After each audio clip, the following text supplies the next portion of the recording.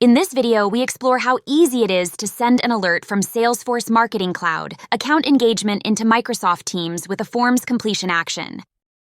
Once the solution is configured, we begin with a marketing app extension in Salesforce Setup. Make sure this extension is mapped to the correct business units, then add a new action type.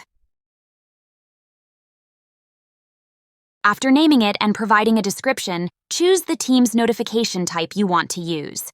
For this video, we will send a simple notification, which requires only the Salesforce ID of the channel record and the message. Make this action type active in automations, then save. It is now ready for use in account engagement. The Account Engagement Connector user needs to have access to the Apex classes to send the notification. Give it the Teams Notification Sender permission set.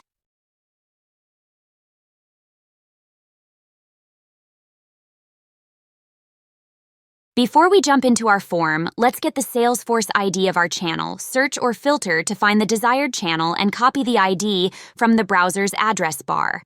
Next, we can edit our high-interest form. In Completion Actions, add a new action. Choose Execute External Action and pick the action that was just created. Paste the Salesforce channel ID and provide a message noting that Teams uses Markdown for formatting instead of HTML.